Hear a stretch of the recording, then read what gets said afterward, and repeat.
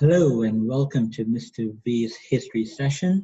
Today we'll be looking at Hitler's aggressive foreign policy. And in this episode, we'll be looking at the foreign policy aims of Hitler and how he went about to achieve them. So in this episode, we'll be looking at the overview of Hitler's foreign policies. So we'll begin with the aim. So what were Hitler's foreign policy aims?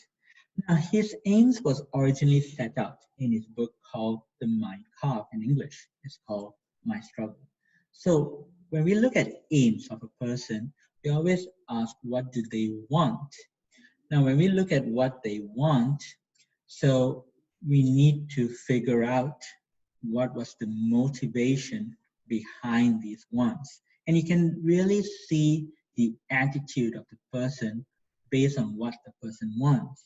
For example, if I want a laptop, the motivation behind why I want a laptop is because I'm facing some difficulty of which by having a laptop, I'll be able to overcome that difficulty. If I want a book, for example, a textbook for history, the reason I need that history textbook is so that I can follow my lessons well. There is always a reason or a purpose behind a person's wants and needs. And so, when we look at Hitler's foreign policy aims, for each of these aims, have a piece of paper and a pen with you and figure out for each aims on your own, figure out what is the motivation behind them. So let's look at the first of Hitler's foreign policy aims. First one, Hitler wanted to overturn the Treaty of Versailles. That's the first aim. The second aim was that Hitler wanted to unite all German-speaking people in a greater Germany. The third was to achieve an Anschluss with Austria. Hitler wanted to achieve this Anschluss with Australia, and Anschluss means to be part of or to merge Germany with Austria. Next, Hitler wanted to destroy communism. And the next point, number 5, Hitler wanted to gain Lebensraum in Eastern Europe. Now, Lebensraum here means living space. So he wanted more land, he wanted more living space for the German people, and he was focusing towards Eastern Europe. Next, he wanted to remilitarize Germany.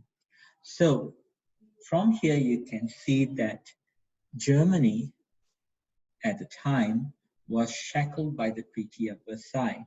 And basically, you have German lands being given away to other countries. So you still have Germany, no doubt, only 10% of their lands were taken away. So you need to be very familiar with the terms of the Treaty of Versailles.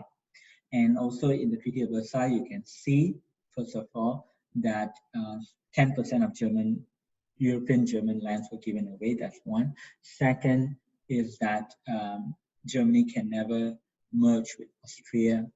And basically, third one would be Germany cannot have any military. I mean, they cannot remilitarize themselves. In fact, under the Treaty of Versailles, they were demilitarized. So these are some additional facts for you.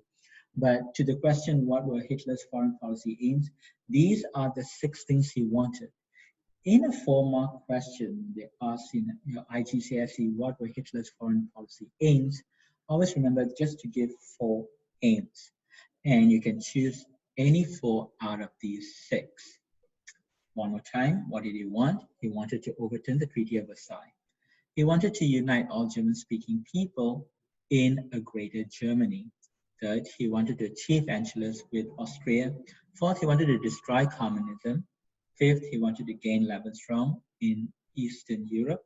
And fifth, he wanted to remilitarize the Air Force. So these were what Hitler wanted. Now, when you want something, you need to materialize it. Okay, so we'll be looking at methods he used. What did he do Okay, and we'll be looking very basic at this level. When Hitler became Chancellor of Germany in January 1933, his foreign policy objective was to make Germany great again. Now, how did he achieve this? So he wanted to break the Treaty of Versailles. So the five methods was to destroy the Treaty of Versailles. We use a verb here, destroy. What do you want to destroy? Treaty of Versailles. Next, he wanted to create a greater Germany. So he wanted to create something, and that would be a greater Germany. And communism was a threat, and he was anti-communist, so he wanted to destroy communism. And next, he wanted to acquire Lebensraum, which is living space for the German people. And lastly, he wanted to create a Central European Empire. If you can see that he was heading under Lebensraum, you can see that he was heading towards Eastern Europe. So should he take over places like Czechoslovakia, Poland, the Soviet Union, he would have created a Central European Empire. Okay, so that is all we'll be covering in this particular session. In my next session, we'll go in depth into each of these five methods. So until then, I'll see you guys. Take care.